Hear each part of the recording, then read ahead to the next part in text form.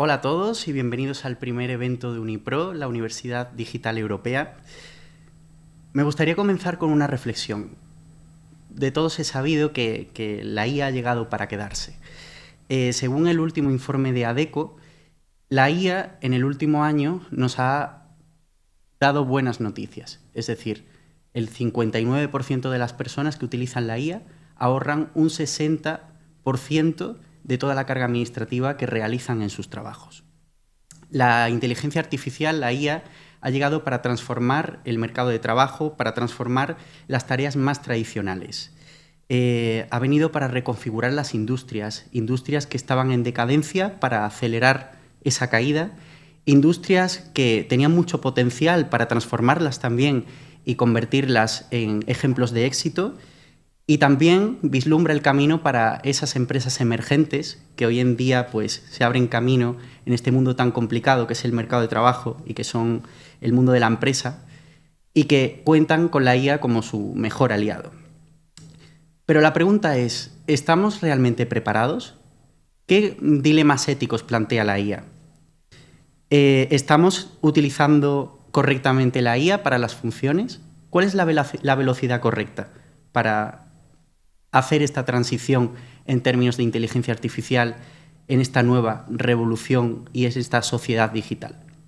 Todas estas cuestiones las vamos a tratar en el evento de hoy, el primer evento de Unipro, a partir de un caso práctico, el caso de Kimora S.A., que es un caso que han podido descargarse en nuestra web desde la semana pasada y que estará disponible también cuando esta sesión finalice. Para poder resolver este caso, con las preguntas que también les hemos dejado, hoy contamos con tres especialistas. A mi izquierda tengo a María del Mar Jiménez. María del Mar es doctora en Ciencias de la Computación, es Lead Security Architect en Halborn y es experta en ciberseguridad y blockchain. Hola, María del Mar. Hola, buenas tardes. Buenas tardes. A su izquierda nos encontramos a Juan José Toral.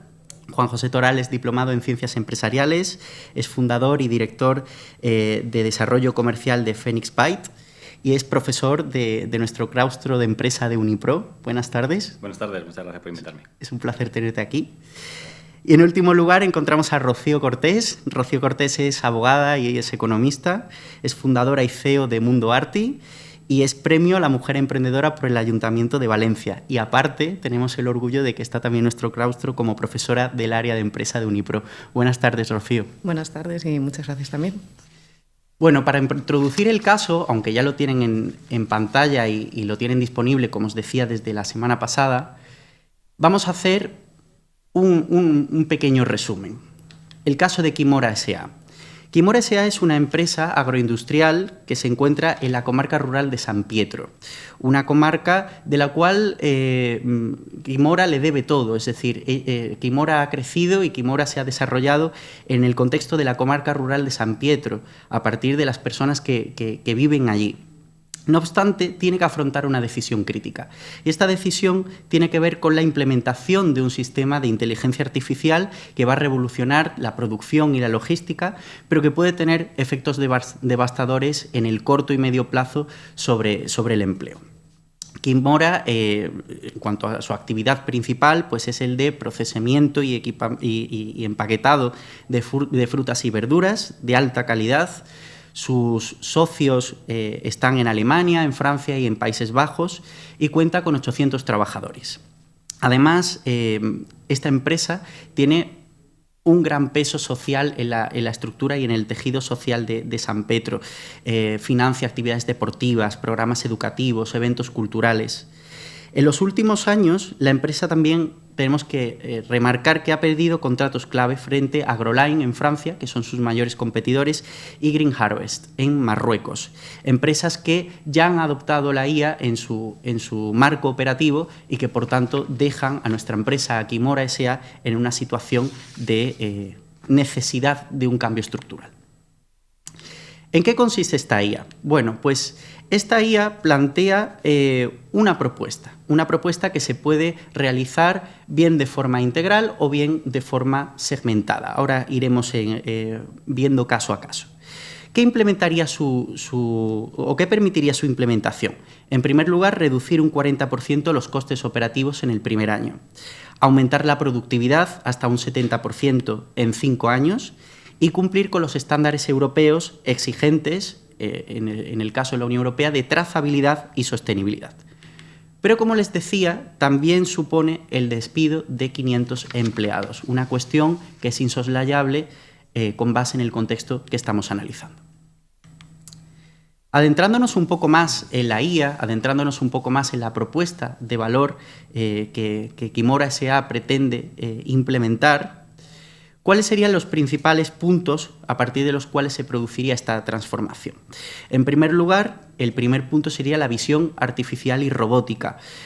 Quimora plantea incorporar cámaras multiespectrales con un aprendizaje profundo para detectar las frutas y las verduras que se encuentran en mejor estado, en peor estado, cuáles son de gama más premium, cuáles no. En segundo lugar, la predicción de las cosechas.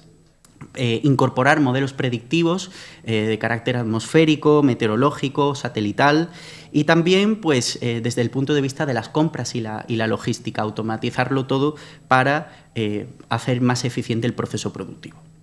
En tercer lugar, la gestión automatizada del inventario, sensores del Internet de las cosas, para aplicarlos a almacenes, a cámaras frigoríficas y optimización en tiempo real del espacio y de los niveles de refrigeración, que es fundamental cuando estamos hablando de una empresa de este tipo. En cuarto lugar, encontramos la trazabilidad blockchain y la inteligencia artificial. Cada producto, según la propuesta de valor de inteligencia artificial que va a acometer Quimora, va a recibir una identidad digital única. La IA va a analizar patrones de calidad, de consumo, de logística y también en consonancia con el cumplimiento de esa normativa europea. En quinto lugar, Quimora S.A. va a incorporar un asistente virtual de producción, un copiloto digital que ajuste procesos, que informe sobre fallos, que proponga mejoras en términos de calidad de suministro y también una interfaz con lenguaje natural para supervisores. ¿Qué es lo que ocurre? ¿Qué está pasando en términos de competencia mientras que Quimora decide si acometer esta revolución de inteligencia artificial y tecnológica en el seno de su empresa? Pues lo cierto es que tanto Agroline como Green Harvest ya han automatizado parte del proceso productivo y esto les ha servido para firmar contratos muy importantes en el norte de Europa, reduciendo la cuota de mercado de Quimora. Si vemos la tabla que les presento a continuación, vemos cómo Agroline tiene un alto nivel de tecnificación frente a Green Harvest, que tiene un nivel de tecnificación medio alta, y Quimora, que está bastante rezagado. En cuanto al porcentaje de automatización, los datos son muy relevantes, es decir, Agroline cuenta con un 85% de automatización frente a Quimora, que solamente tiene un 30%, o el 70% de Green Harvest. Vemos, en términos de cuota de mercado en la Unión Europea, que Quimora tiene una cuota de mercado muy consolidada, pero está en caída. Si vemos el crecimiento anual, este se va retrocediendo en un 5% interanual frente al despegue de Agroline y de Green Harvest, que han crecido un 12% y un 18% en el último año. Ante esta cuestión hay que actuar. Hay que tomar decisiones y las decisiones pasan por incorporar la inteligencia artificial. Y en ese sentido existen 3 escenarios propuestos que la dirección de Quimora S.A. contempla. El primero pasa por la automatización inmediata, la automatización radical, una inversión fuerte en tecnología que ofrezca una ventaja comparativa, pero como consecuencia social esta comportaría un despido de 500 trabajadores en los próximos 18 meses. Y tenemos que tener en cuenta el contexto y la comarca de San Pietro y lo sensible que es esta empresa en términos de empleo para esta comarca. La segunda opción o el segundo escenario pasa por una implementación gradual con formación, formar técnicamente a los empleados durante 5 años y despedir a la mitad que en el primer escenario, es decir, solamente a 250. No obstante, para acometer esta vía o para llevar a cabo este proceso se requiere de la participación del Estado, de la ayuda del Estado. Y también tenemos en cuenta el riesgo de retraso competitivo, mientras Quimora está decidiendo qué hacer y toma medidas que son de carácter gradual, otros están comiéndose su cuota de mercado. Y en tercer lugar, encontramos un modelo híbrido, donde llevamos a cabo una automatización parcial, se mantienen 700 empleos, con lo cual solamente se reduciría el empleo en 100 personas, con baja rentabilidad de esos empleos y una reputación social elevada dentro de la comarca, aunque una posible pérdida de contratos a largo plazo y a medio plazo. Todas estas cuestiones se pueden vislumbrar en los gráficos que se les presenta a continuación. Aquí podemos ver en el primer gráfico, siendo la línea amarilla pues la automatización total, la línea naranja la implementación gradual y la línea roja el modelo híbrido, cómo el empleo en los tres casos se reduce. Lo que importa y lo que aquí es relevante es la pendiente, a la velocidad a la que se reduce. Es decir, Quimora, en cierto modo, está obligada a esa automatización. ¿Pero en qué escala? ¿En qué medida? ¿A qué velocidad? Y la segunda gráfica nos muestra la proyección de beneficios en millones de euros. La automatización total conseguiría el despegue de Quimora, mantener esa cuota de mercado y relanzar sus beneficios. Con lo cual, la pregunta es bastante compleja. Quimora, ante eso, pregunta a la sociedad civil y pregunta a los sectores, a los distintos sectores de la sociedad y también dentro de la empresa. Luis Ferrer, el CEO de Quimora, comenta que los competidores ya están en el mercado, que ellos todavía no han comenzado, van por detrás del resto y la ventana de oportunidad no va a durar mucho. Es una decisión que debe tomarse en el corto plazo. Por otro lado, Sara Viñez, que es líder sindical, considera que la competencia no tiene nuestras raíces y nuestra gente, es alienar la empresa, es dejarla vendida al mercado exterior y que no deben comprometerse solamente pues, con los temas de rentabilidad y que se deben a la comarca. Y por último, encontramos una consultora externa a la que Quimora S.A. le ha pedido su opinión y considera que si Quimora no automatiza al menos un 60% de la producción en 24 meses, quedará fuera del mercado alemán. Todas estas cuestiones las vamos a debatir en la mesa redonda de hoy con nuestros tres ponentes y me gustaría comenzar con Juanjo. Juanjo, a partir de todo lo que hemos comentado, analizando los datos que se han expuesto, ¿consideras que hay alguna opción que sea un mal menor o, por definición, existe en este contexto un mal menor? Sí, yo la verdad es que considero que Quimora va tarde ya. O sea, que ya el resto de sus competidores han introducido la inteligencia artificial y que ya tiene un riesgo. Y que, por lo tanto, está obligada a introducirla. Es lo que Joseph Schumpeter llamaba la destrucción creativa y es a lo que al final se ven empujadas las empresas si quieren sobrevivir. El hecho de que estemos contraponiendo distintos escenarios, ¿no? El de 500 personas que se despiden, en otro lado 250 y en otro lado una baja competitividad, pone de manifiesto también otro escenario que queda oculto, que es el hecho de que si no se pone las pilas y no adopta las nuevas tecnologías, lo que puede hacer es quebrar. Y entonces, en ese caso, ya no estaríamos hablando de que hay 500 despidos y no nos estaríamos preguntando por si tiene alguna responsabilidad ahí con el pueblo o no, sino que directamente ahí estaría actuando de forma irresponsable porque va a quebrar y va a tener que despedir a todos sus empleados. Entonces, yo lo considero, además de una obligación empresarial, está ligado con una obligación moral, que es mantener los puestos de trabajo que pueda mantener, porque no tiene otra forma si no compite con las mismas tecnologías que sus competidores lo están haciendo.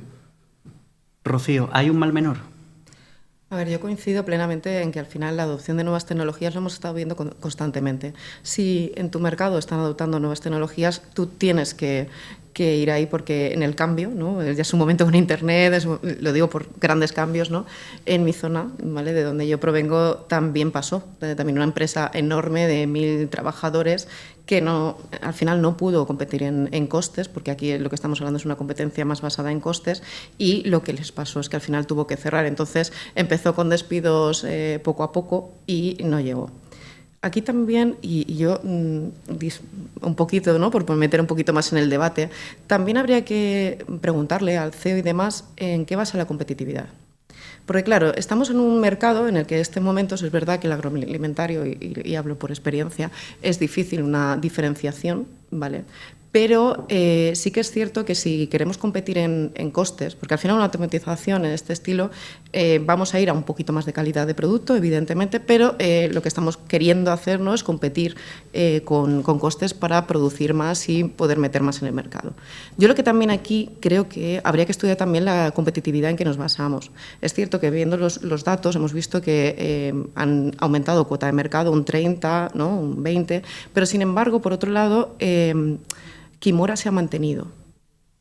¿Pero hasta qué punto se puede mantener? ¿Vale? Sí que nos han dicho que saldría fuera del mercado alemán, ¿no?, si en este caso será. Mi pregunta es, ¿se ha planteado competir de otras formas? ¿Abrir otro tipo de mercados? Porque también hay una ventana de oportunidad que se está abriendo ahora, que unida a la automatización, que creo que al final, que vaya ligado con otras cosas, al final va unido, ¿no?, la competitividad por el otro lado. Pero evidentemente nosotros también tenemos que saber en qué mercado competimos. Y si en un mercado como el de costes, y lo digo por experiencia, estamos hablando de una empresa de Marruecos y en mi zona nos ha pasado, que vienen productos de agricultura de otros sitios que no están cumpliendo todas las normativas, ¿vale?, que exigen aquí, y salimos fuera del mercado. Entonces, o se compite de otra forma, o no estaremos hablando no solo de despidos ni de cierre de la empresa, sino que estaremos hablando de algo que va más allá. Es de nuestra zona rural y de nuestro desarrollo. María del Mar. Bueno, yo tenía varias anotaciones y estoy de acuerdo con Rocío, que también hay que tener en cuenta que hay un movimiento anti-IA muy potente, que igual lo que hay que diferenciarse es cuestión de marketing en ese aspecto.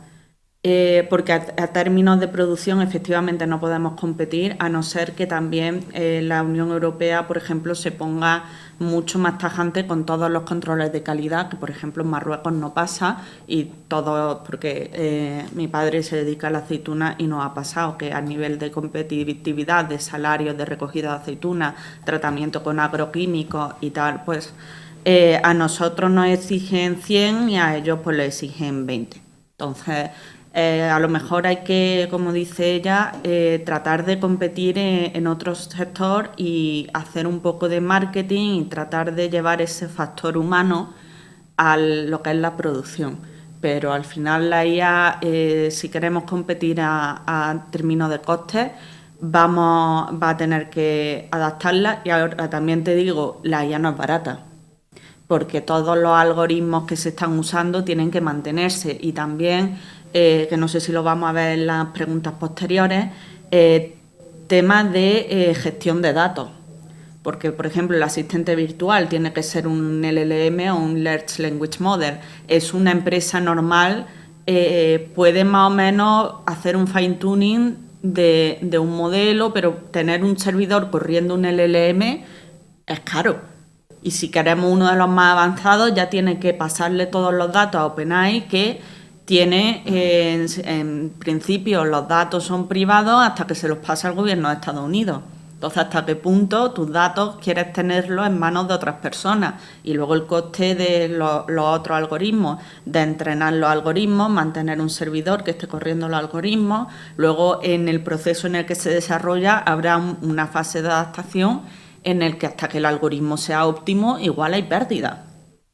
Entonces, todo eso hay que mirarlo también. Ahora entraremos en la cuestión económica, pero hay otra pata insoslayable, que es la pata social. Es decir, al final, Kimora S.A. le debe todo a la comarca de San Pietro, donde ha crecido, y a la vez San Pietro le debe parte de su dinamismo a Kimora S.A. Entonces, ¿Kimora tiene que ser responsable con las decisiones que toma mirando a las generaciones pasadas, o tiene que actuar como una empresa global? Rocío. A ver, yo creo que las empresas tienen que ser responsables sociales, y hemos visto que las empresas, de hecho, hemos avanzado ahí. Pero lo que sí que es cierto es que si la empresa no existe, no va a haber responsabilidad social. Entonces, siempre, yo creo que la clave siempre está en el equilibrio, ¿no? O sea, si la empresa es sana, porque aquí estamos asumiendo que cuando genera, ¿no?, si pone la IA, pues en los beneficios van a aumentar, pero es que igual ese aumento de beneficios puede ir unido a aumento de contribución a la sociedad también, y también se generan nuevos puestos de trabajo. Porque también yo me acuerdo, porque yo viví la crisis laboral de 2007, ¿no? Donde todos nos íbamos a quedar sin trabajo, y es verdad que hubo un tiempo, ¿vale? Que es cierto que eso ocurrió, pero por otro lado surgieron nuevas oportunidades, nuevos puestos de trabajo, nuevas formas de ver. El tema es el tiempo que tarda la sociedad en llegar a, y supongo que algo nos comentarás después, un poco ya conociéndonos, ¿vale? El tiempo que llegamos a adaptarnos, ¿vale? A estas nuevas tecnologías y cómo nos vamos a adaptar a ellas, porque creo que es tan importante tanto el tiempo que pasa como el cómo lo vamos a hacer. Entonces, responsabilidad social, por supuesto. Más que más, porque si destruyes una zona, luego, aunque quieras crecer, ya no puedes. Eso es algo que los grandes... Ha habido empresarios antes que no lo han entendido. Que a lo mejor, pues oye, hemos tenido que tomar decisiones muy drásticas y quizá nos hemos ido, ¿no?, de la decisión. Tú tienes que ir con la sociedad y con quien te ha creado, ¿vale? Por eso yo decía que hay nuevas formas de poner en valor los productos, hay nuevas formas de actuar, que aprendamos del pasado, ¿no?, porque el futuro siempre puede estar lleno de nuevas oportunidades. Y aparte, recogiendo lo que decías, tenemos que tener en cuenta qué tipo de sociedad es la que rodea a Quim Ora S.A. María del Mar, ¿tú crees que es posible esa digitalización forzosa en un territorio tan rural como el de Quim Ora S.A., como el de la comarca de San Pietro? Yo creo que se tomarían muchos riesgos, porque al final, como dice Rocío, van a generarse nuevos puestos de trabajo en torno a la IA, porque tendremos que tener expertos en reinforcement learning, o sea, que sean capaces de ver lo que ha sacado el algoritmo y ver qué tienen que modificar o optimizar el algoritmo. Entonces, son puestos muy técnicos y con un nivel de matemática y de educación muy alto, y a lo mejor no es por ser tampoco, pero en una comarca tan rural a lo mejor ese perfil no está tan dado. Entonces, yo a lo mejor... entendiendo a la empresa que se tiene que automatizar porque está viendo los costes, que es lo que he dicho antes, también habría que ver el coste de mantener toda esa estructura nueva de la IA, porque a lo mejor ellos creen que van a ganar mucho dinero y luego se les va a ir por el otro lado, y eso tendrían que verlo también. Pero yo apostaría por una transición más gradual y aprovechar la gente que ya sabe del producto, porque ellos tienen una experiencia que la máquina no tiene, para poder educarlos y crear ese perfil técnico que luego sea el que se encargue de gestionar esos algoritmos. Probablemente se pierdan puestos de trabajo porque al final no se necesitará tanta gente para eso, pero sí que puede tener ese por social de intentar, pues, mantener lo que es Quim Ora en el pueblo y hacer avanzar un poco, aunque haya cierto paro, no dejar a la cuestión social de lado. Y aparte, hablabais de nuevos puestos de trabajo, pero claro, ¿esos nuevos puestos de trabajo serían ocupados por la gente de la comarca, Juanjo? Bueno, en primer lugar, respondiendo a la pregunta, yo no creo que las empresas tengan no existen como sujetos ontológicos como tal, ¿no? Entonces, las empresas no tienen responsabilidad, son una entelequia y, como dice el profesor Bastos sobre el Estado, eso es extrapolable a las empresas, entonces no existen más allá de los miembros que la dirigen, ¿vale? O sea, está formada por personas, ya sean sus trabajadores, sus directivos, sus socios, etcétera, ¿no? Entonces, al final, donde tenemos que buscar la responsabilidad es en los socios, no generalizar la empresa como tal, ¿no? Y los socios pues pueden tener así objetivos morales buenos con respecto al pueblo, pues sí, pueden tenerlos. Eso es pues que además de buscar el beneficio económico tengan un beneficio psíquico, ¿no?, derivado de hacer algo bueno, positivo para el pueblo. Yo creo que nunca o en prácticamente ninguna ocasión están desalineados los objetivos empresariales de los objetivos morales, y creo que eso es un error el sacarlo, porque al final, si ellos no se modernizan, da igual cuáles sean sus intenciones o que tengan las mejores intenciones, al final van a conseguir la quiebra de la empresa, y la quiebra de la empresa va a conseguir no el despido de 500 trabajadores, sino el de los 700 que conforman la empresa.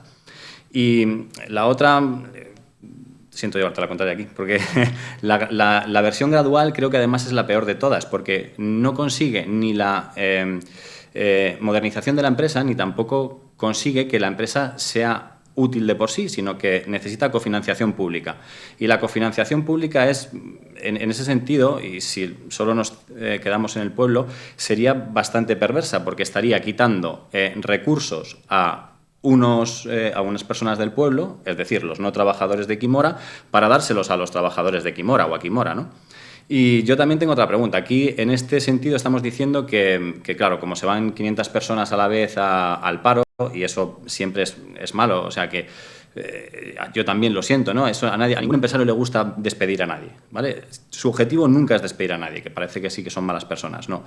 Pero, ¿qué pasaría si esta empresa, en lugar de esta empresa, fueran 250 pymes pequeñas que tuviesen que despedir a dos empleados cada una?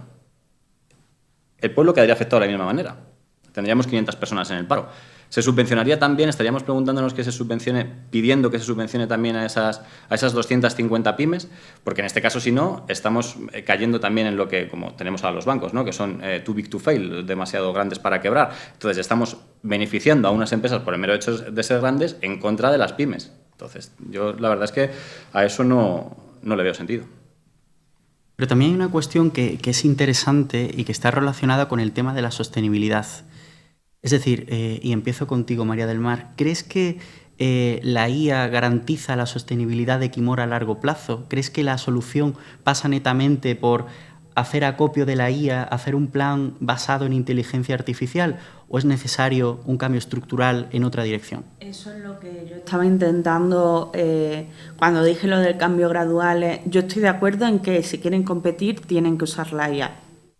Ahora, sí que tenemos un personal que tiene un conocimiento que puede ser muy importante, porque al final el conocimiento del proceso, el conocimiento de la misma Quimora, el conocimiento de la tierra, eso tú te traes a alguien de fuera que puede ser un portento en inteligencia artificial, pero no tiene todo ese background. Entonces sí que para mí a lo mejor de pronto verían a nivel competitivo pues una mejora, pero luego podrían empezar los problemas, falsos positivos, falsos negativos, se perdería producto porque la IA lo está marcando como malo y en realidad está bien, o se llevaría al mercado productos de una calidad más baja de lo que es, porque eso al final lleva tiempo y lleva a alguien que sepa dirigir al algoritmo. Entonces sí que creo que se necesita un poco el introducirlas, sí, lo antes posible también, pero no sustituir a todo el mundo, sino hacer un poco de entrenamiento y traer a alguien que sea experto en IA y juntarlo a lo mejor con el agricultor que sabe un montón y que ellos dos trabajen juntos y de manera que a esa persona ese conocimiento tan endémico de la empresa pueda pasar al proceso de producción y al mismo tiempo limitar un poco los despidos y aumentar el nivel de productividad, porque es lo que digo, al final el algoritmo se va a tener que ir redefiniendo, cada año sacarán nuevas cosas, habrá que hacer algo nuevo y ese conocimiento es muy útil, porque a nivel técnico yo, por ejemplo, no tendría ni idea ni de por dónde empezar. Juanjo. Sí, yo en ese sentido estoy de acuerdo. La inteligencia artificial no tiene que sustituir a todos los trabajadores. Yo, en mi opinión, de hecho, creo que ni puede ni debe. Simplemente lo que hace es sustituir trabajadores en el margen. Lo que estamos hablando aquí, o el caso al menos, tal y como yo lo veo, es que efectivamente, del caso de adoptarla, ya en el margen se despiden 500 trabajadores. Yo creo que es simplemente fruto de una errónea visión estática. El que veamos que se despiden 500 trabajadores hoy tampoco es necesariamente malo, porque quizá mañana, a base de que Quimora sea más competitiva y sea mejor, pueda tener una mayor cuota de mercado y pueda crear más empleo incluso para el pueblo. Al final, el mercado es un proceso dinámico, tal y como lo define la Escuela Austriaca, de descubrimiento empresarial en competencia, ¿no? Entonces, precisamente ese proceso dinámico, y que aquí lo estemos evaluando en términos estáticos, es lo que hace que podamos llevarnos a errores, ¿no? O que simplemente veamos que se han despedido 500 personas, pero si esa empresa además hace sus productos más económicos, manteniendo el mismo nivel de calidad o incluso mejorándolo, significa que está dejando disponibles rentas de la población porque pueden adquirir esos recursos de una manera más económica, más barata. Y entonces tiene una renta disponible para gastar en otras cosas. No estamos viendo, es lo que Bastiat decía, ¿no?, de los economistas, entre lo que se ve y lo que no se ve. No estamos viendo la parte que no se ve, simplemente estamos viendo el momento exacto donde se despiden a las 500 personas.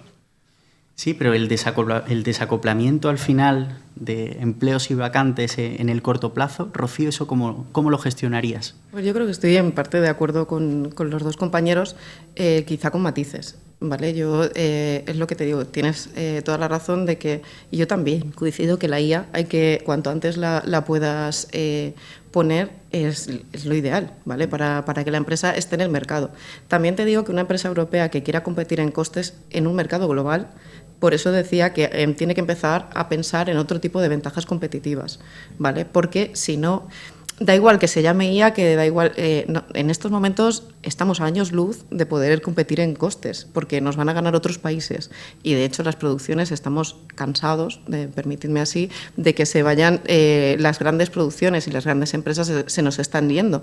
Pero se están yendo simplemente porque nosotros tenemos, gracias a que tenemos un mejor nivel de vida, ¿no?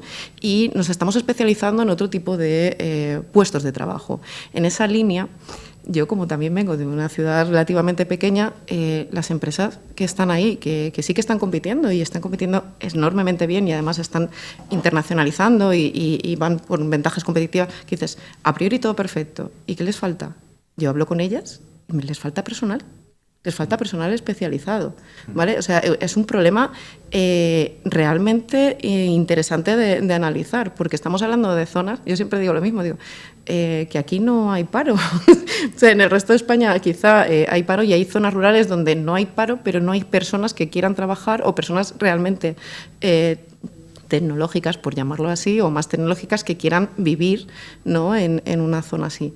Yo creo que nos falta un poco de formación de todo, ¿vale? De no solo lo que es el entorno rural y las ventajas que puede tener, hace poco le estábamos hablando, ¿no? que hay ventajas en vivir en la ciudad y hay ventajas de vivir en un entorno rural, ¿vale? Pero lo que sí que está claro es que la captación de formación es muy importante, ¿vale? La captación de gente, yo coincido contigo, dices 500 puestos de trabajo, pero luego a la larga es verdad que hay muchas ventajas, porque yo lo he visto, una empresa grande si va bien, ¿vale? Aunque sean menos trabajadores, luego la gente del pueblo tiene más dinero para gastar y entonces surgen otras micropymes, ¿vale? Lo que pasa es que si de una tú haces eso, ¿vale? En un año, un año y vamos, por lo menos mi poca experiencia es que un año es muy poco tiempo, ¿vale? Para que eso se pueda, ¿vale? Producir. ¿Qué es lo que produce si es tan rápido? Un éxodo de las personas rápido del entorno rural a un entorno de ciudad porque tienen que comer. ¿Qué ocurre? Que luego traerlos, volver a traer esas personas a esas zonas es muy complicado. Por eso coincido contigo que la intervención estatal es complicada y muchas veces, la mayoría de veces, lo que hacen es que el mercado se vaya. ¿Por qué? Porque no se hace como se tiene que hacer desde mi humilde punto de vista, que es una intervención puntual. Si realmente la empresa necesita tirar a 500 personas, ¿vale? O igual no tiene que darle dinero a la empresa, sino lo que tiene que hacer es formar a esas personas, ¿vale? Para otro tipo de puestos de trabajo, fuera de la empresa o dentro o donde sea. Pero sí que necesitan un tiempo de adaptación esas 500 personas. Yo creo que la mejor intervención estatal es la que no se hace. O sea, al final considero que el hecho de que si esa empresa es ayudada, lo primero que está creando un agravio comparativo con respecto al ejemplo que he puesto de las que imaginemos que 250 pymes de 2 personas al final representan exactamente lo mismo para el pueblo y a ellas no se les está ayudando. Pero es que además lo único que estaría consiguiendo es una empresa que no es rentable, hacerla rentable de una forma ficticia.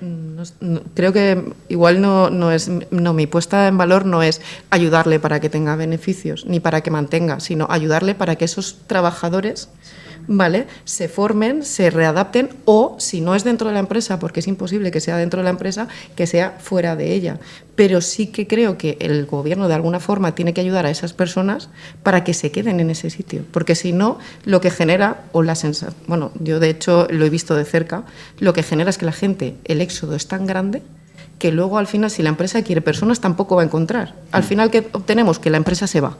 Por eso yo decía ese modelo un poco de, al final, ese conocimiento es muy importante, el conocimiento de la zona, el conocimiento de la empresa. Si tú lo echas, como bien dice Rocío, esa persona se va a ir. Entonces, a la misma empresa le conviene tener un proceso formativo y retener parte de ese talento y adaptarlo para que empiece a trabajar con las nuevas tecnologías. Porque es que si no, luego volver a obtener ese talento que se ha ido es muy difícil. Incluso habrá veces que ya se habrán ido y aunque puedan volver, no quieren volver porque les da la sensación de que le pueden echar a la calle en cualquier momento. Cuando tú echas a 500 personas también creas esa sensación de desconfianza en el trabajador, de yo no voy a volver para que luego me puedan poner en la calle cuando saquen la siguiente innovación.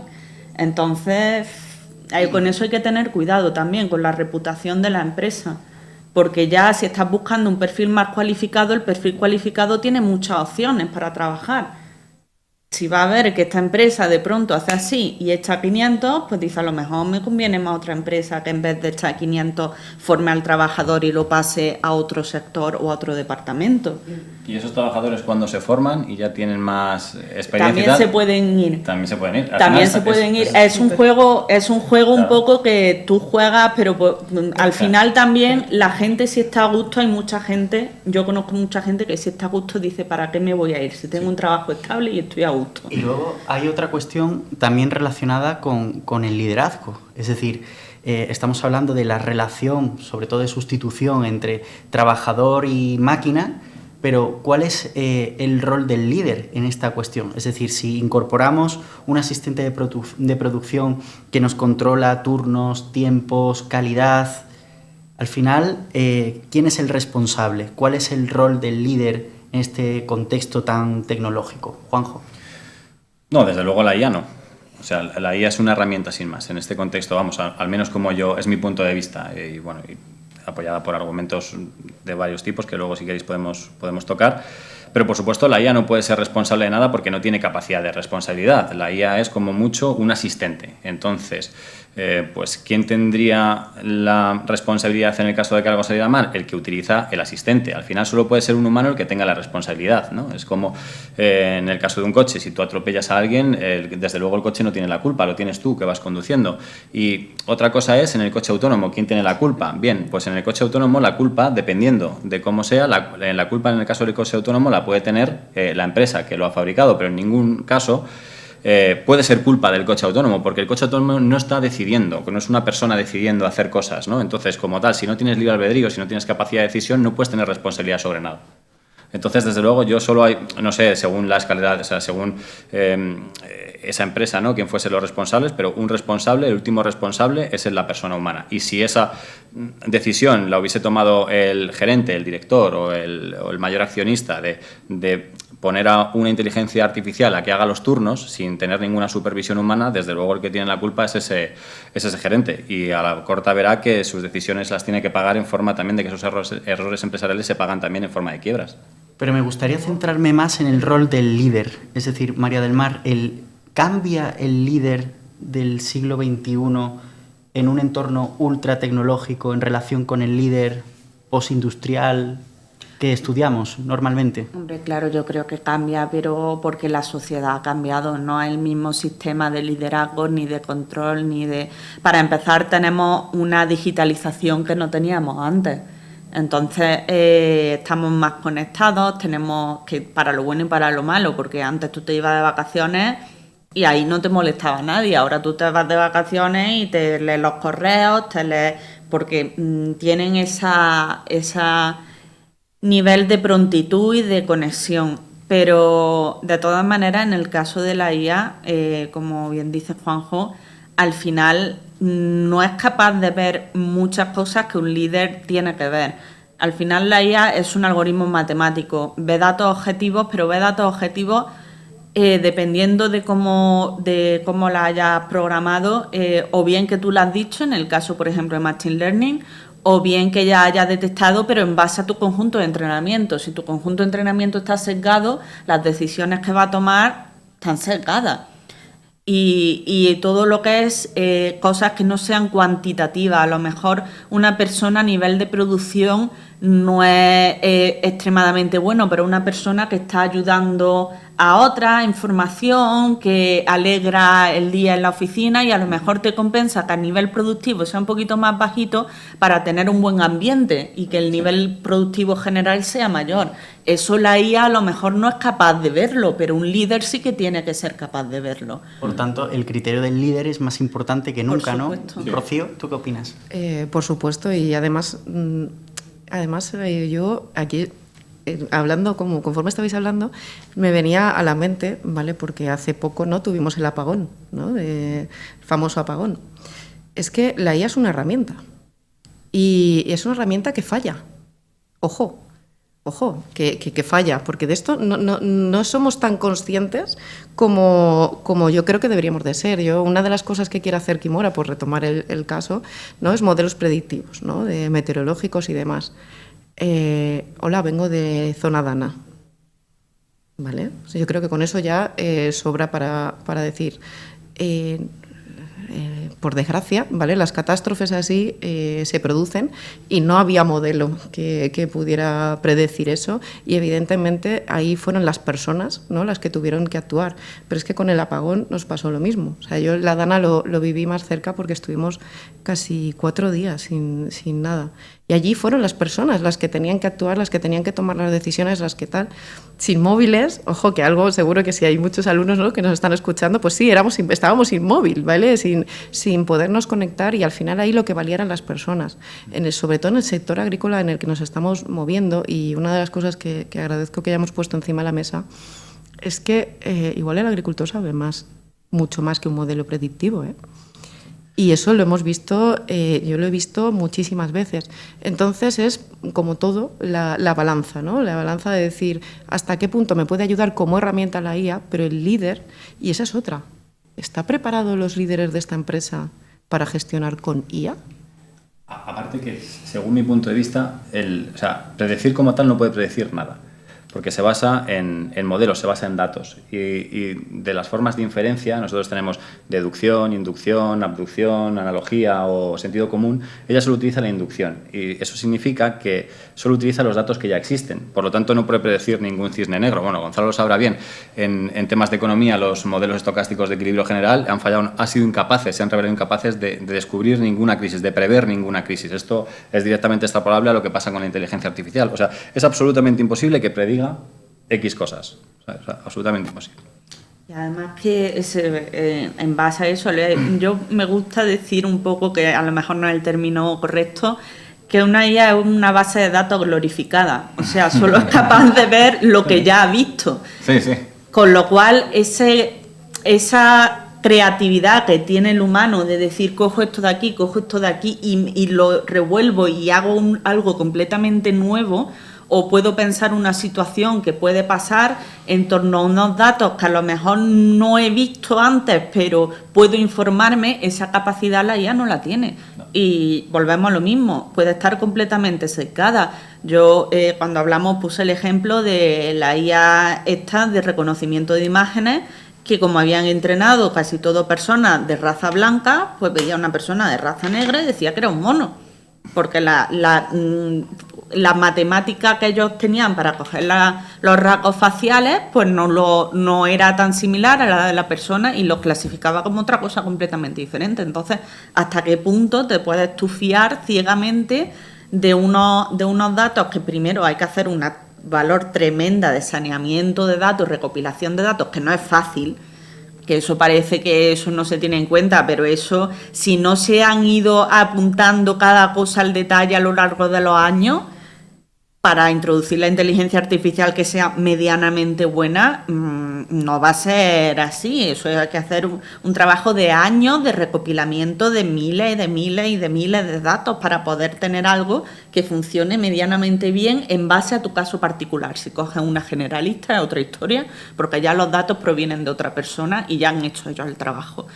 Pero a mí, por ejemplo, me da miedo el escenario en el que, basándonos en esos sesgos que tiene la inteligencia artificial, eso afectara a la contratación, afectara, por ejemplo, a la productividad esperada, afectara, por ejemplo, a las ganancias futuras, y que se hiciese una sobreprevisión o una infraprevisión de determinadas variables que son, bajo mi punto de vista, mollares para el futuro de una empresa. A nivel humano ha pasado, porque ya se ha usado, y no te puedo decir un caso específico, pero ha habido, volvemos a lo mismo, el sesgo de si en una empresa, tú imagínate, creo que leí hace tiempo que era una empresa tecnológica, el 70 o el 80%, un porcentaje muy alto, eran hombres. ¿Qué pasaba? Que hicieron una IA y la IA no le pasaba los currículos de las mujeres, porque se había entrenado en los que ellos tenían, Y entonces siempre elegía al hombre. Porque decía, como nosotros contratamos casi siempre a hombres, pues las mujeres que ni pasan el filtro. Entonces, y por eso está la cosa de la importancia de los datos que tenga y cómo se usan esos datos. Y no es un tema baladí. Tienes que tener mucho cuidado. Un tema muy interesante y me gustaría preguntártelo a ti, Rocío, que has sido gestora en el pasado y que tienes una empresa. En una comarca rural como la de este caso, ¿la inteligencia artificial viene a hacer más grande la brecha de género o realmente puede acortarla? ¿La brecha de? Disculpa. La brecha de género. La brecha de género. A ver, en principio yo creo que la IA es una herramienta. Los que hacemos las brechas somos nosotros, las personas, ¿vale? Los que hacemos las diferencias. Tú, igual es mi parte también profesora, que también he estado con niños pequeños. Los niños pequeños no tienen prejuicios, no tienen formas, no tienen brechas y tienen todas las capacidades. Somos más cuando crecen, ¿vale?, que los que nos encargamos de encasillarlos, ¿no?, que las brechas que pueden generar. Pero sí que es verdad que la inteligencia artificial hay que adaptarla con responsabilidad.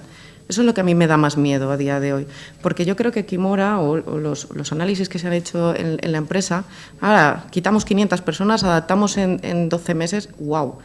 Yo lo poco que sé de la IA coincido con nuestra compañera que no se adapta. No te levantas por... Es que a mí 24 meses me parece poco, sinceramente, porque adaptar a la empresa... Lo que está claro es que siempre estarás lejos de los 24 meses si no empiezas. ¿Sabes lo que quiero decir?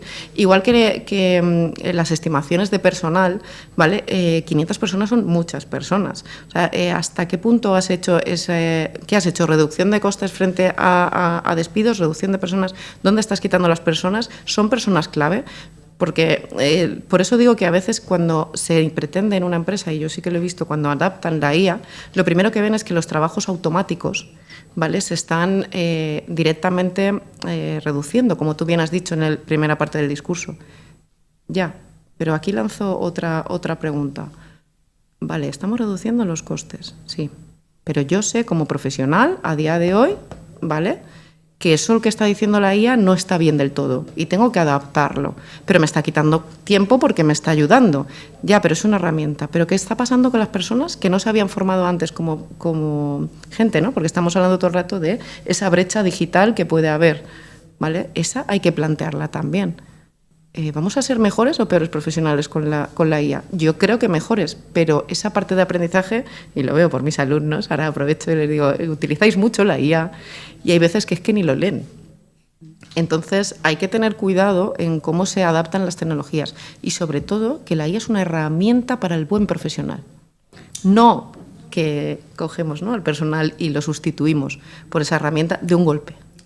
Exacto, yo estoy de acuerdo ahí con Rocío porque si tú miras ahora hay un problema que cuando te metes en foros de trabajo, te metes en incluso foros normales, Reddit por ejemplo, y te metes en los subreddit y tal, hay un montón de puestos junior que han desaparecido, que son los que ahora se están, o los internos, que son los que ahora se están automatizando con la IA. Muy bien. Y hay ahora un montón de demanda de puestos senior. ¿Qué pasa? Que si tú no eres junior, no puedes llegar a senior.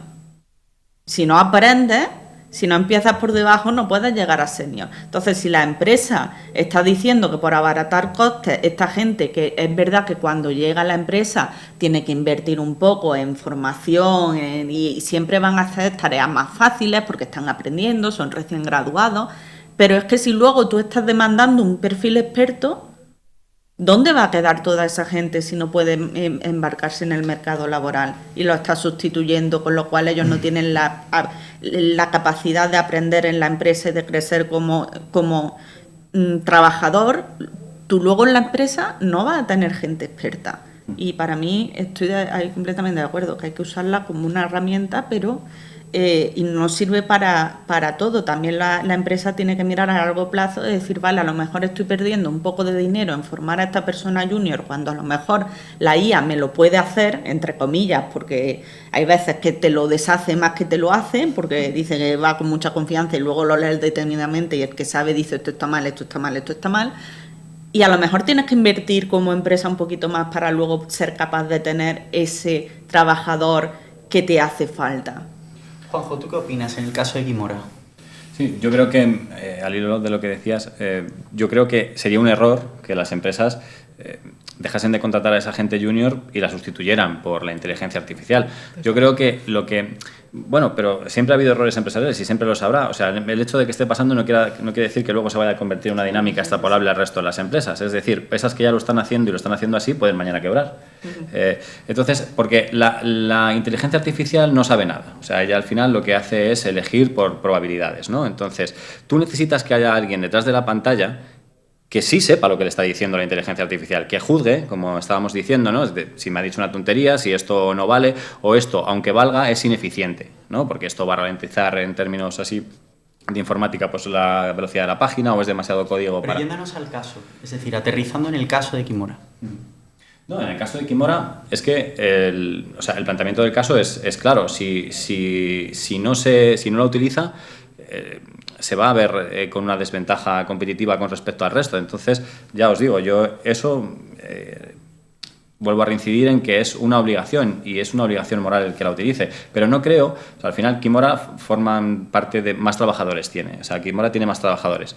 El hecho de que vaya a despedir a 500 por el uso de esta inteligencia artificial, o que haya una predicción de despedir a 500 personas, que luego podrán efectivamente relocalizarse en otras áreas de la producción, ya sea dentro de la empresa o por otro lado, pues, pero es necesario, es un imperativo que ella la adopte, si eso es lo que la empuja a ser más competitiva, porque al final compites globalmente, ¿no?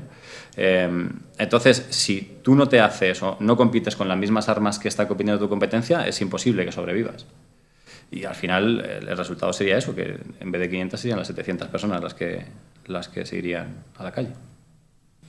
Entonces, al final, lo que llegamos como consenso es que al final tenemos que formar a los trabajadores para colaborar con la IA.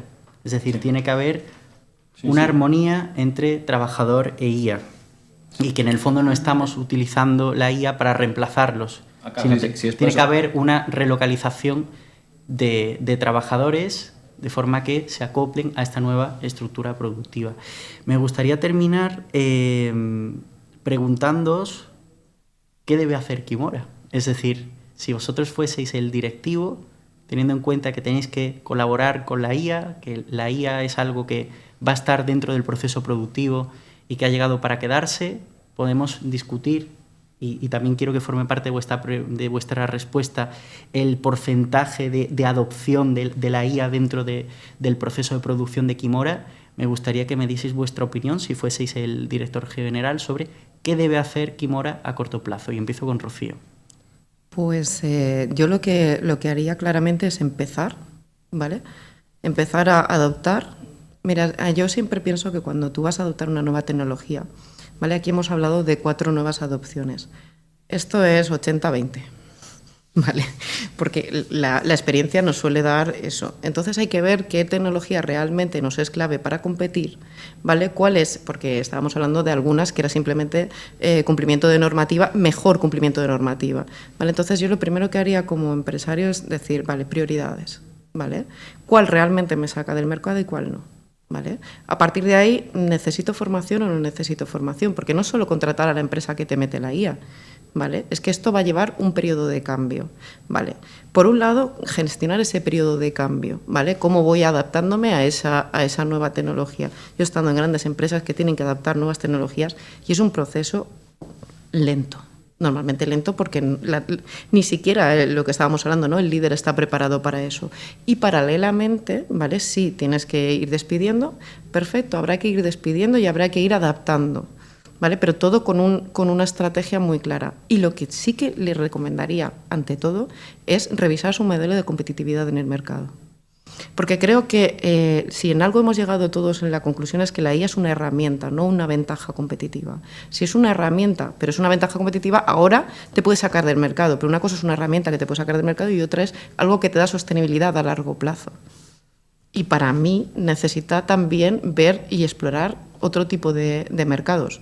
Porque si solo va a ir a costes, creo que no va a haber empresa que se mantenga, ¿vale?, a larga solo a costes. Por lo menos mi experiencia en mi zona rural, todas las empresas que están manteniendo, están creciendo, todas eso es por una diferenciación en el mercado. Juanjo. Sí, yo estoy parcialmente de acuerdo. Yo creo, respondiendo también un poco a la pregunta de antes, que quizá la entendí mal, que la IA no sustituye a la persona como tal, sino que efectivamente es una herramienta y no es capaz, por supuesto, de superar nuestras habilidades cognitivas porque ella misma no las tiene, entonces siempre va a hacer falta alguien que la utilice, ¿no? Entonces, en ese sentido, esa parte de la formación sí, o la gente no tiene que ser, puede ser a cargo de la empresa o puede ser que la gente que se comience a formar para utilizar las tecnologías. Creo que el que no las utilice sí que puede quedar fuera del mercado, pero al final, pues como el que no utilizó el tractor o no utilizó un martillo, ¿no? Pues entonces es una herramienta. Como herramienta que es, sí que supone una ventaja competitiva. O sea, yo creo que sí que la ofrece a quien la utilice, ¿no? Y lógicamente, cuando una empresa es más intensiva en capital, ¿no? Utiliza estas formas más eficientes de trabajar, pues tiene que despedir trabajadores en el margen, pero es la única forma de adaptarse, es la única forma de sobrevivir, es la única forma de poder sobrevivir y crear más empleo el día de mañana. Y en cuanto a la competencia en costes, a ver, los costes, para mí, a mi modo de ver, los costes no determinan los precios. O sea, no es, tengo 10, le subo un 20, vale 12. No, sino que es una de las partes que el empresario valora para saber si puede sacar el producto al mercado. Es decir, el empresario sabe que o sea, hace una previsión, ¿no? Dice, vale, ¿por cuánto puedo vender este producto? Por 2.000. Ya sé que mis costes tienen que ser menos de 2.000. Y eso es cómo funciona, o sea, cómo el empresario sabe si su producto puede ir al mercado o no, porque de otra forma, fíjate, además sería imposible que las empresas quebraran. Si fuese solo por costes, ¿no? Dices, vale, pues esto me cuesta 10, entonces lo vendo por 11. Mis costes son 10 y vale 11, pero eso no puede ser así, ¿no?